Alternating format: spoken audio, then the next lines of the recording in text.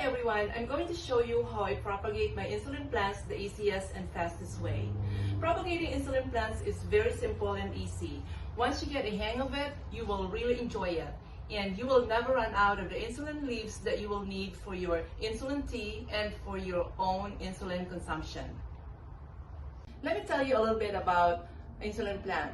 So they call it spiral flag or step ladder. Maybe because it is a spiral shape, and just like this one right here, it's been growing outside and it's about 2 or 3 months now, and it's actually more prominent when it's growing outside, the spiral shape. Unlike the one that I've been growing inside the house, just like this one, it is more upright, and it's about 2 feet tall, and they said it can grow up to 5 feet tall. And they said that it originated from Brazil, but now it's growing mainly in the South Asian countries. And it's a tropical plant, and it's actually a wild plant, so that's probably why it's so easy to grow it. And so it's perennial, and so it grows year to year. And the scientific name is Castus igneus. So I learned 2 different ways of propagating insulin plants. The first one is through the rhizome that grows from the mother plant. And once the plant grows from the rhizome, you should separate that plant from the mother plant so it will continue to grow. And I'll show you an example of the rhizome. So this is rhizome here, and the baby plant is already growing from it. And also from the original rhizome, there is another small rhizome that's growing, and this is another possible plant. But anyway, I find it a very slow process, and it was not really giving me enough output that I needed for my insulin consumption.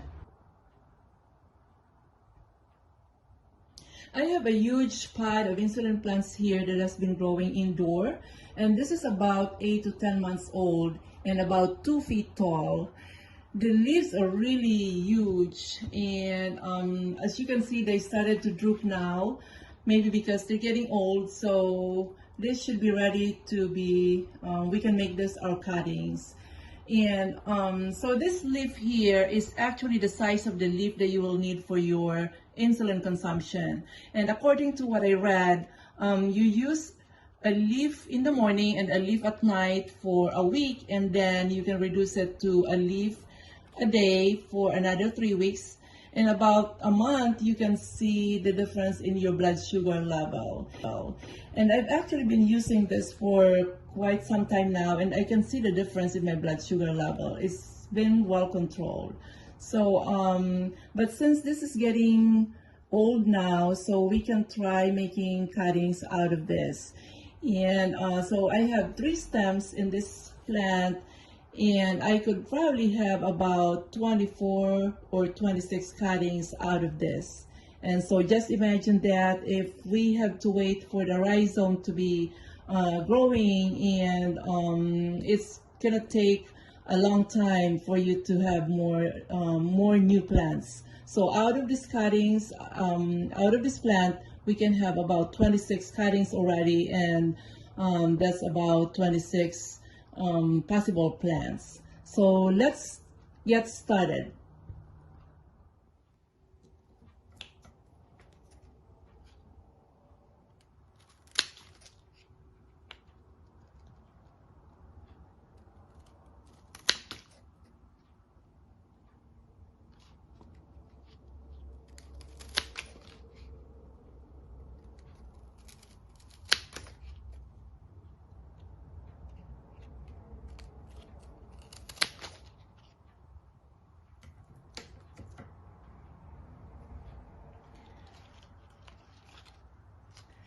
So now I have about 1, 2, 3, 4, 5, 6, 7 cuttings out of that stem.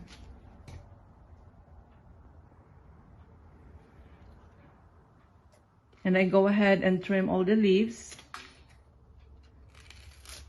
and leave a leaf on top of every cutting.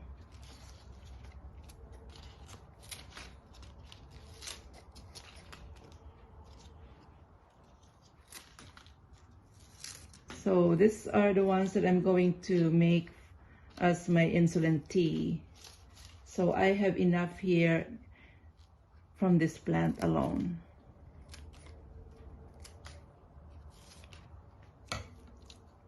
And then I can start putting them in the water and leave it on there for about 2 weeks until they're ready to be replanted in a potted soil, and that's going to be my second stage of propagation.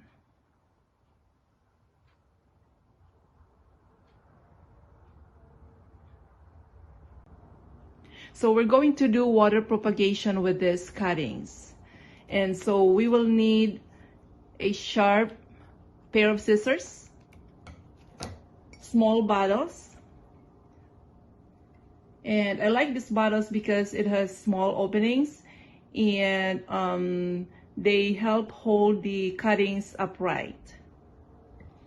And this one, actually, I got this from Walmart, and it's very cheap, so it just serves its purpose. It has a very small opening, so this is perfect for my water propagation. And actually, if you want to have bottles at all, you're gonna find bottles from the store.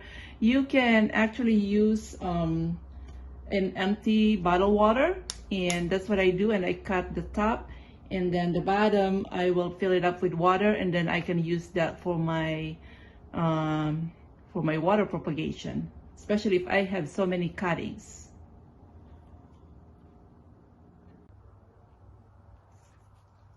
So this plant actually has a lot of leaves in it, and so I just kind of figure out how long I should make my cutting.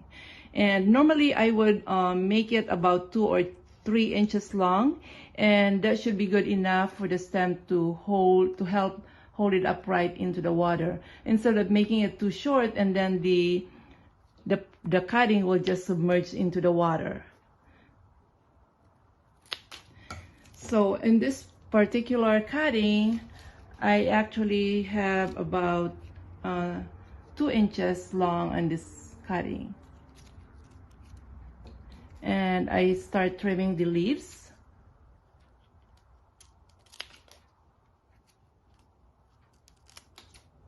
And then on every cutting, I would leave a leaf or 2, so it will help bring the food into the plant, just like the process of photosynthesis, you know. So this is a nice cutting here.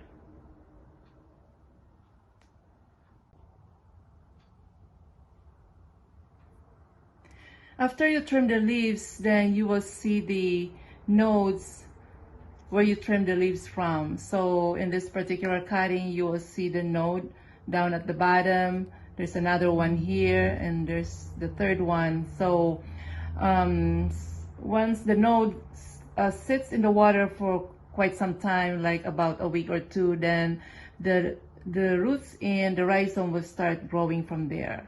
And I will show you an example of that. So this cutting here is about a couple of weeks old, and so you will see the roots coming out of the node and the rhizome on top of the roots. Isn't that beautiful? It's amazing.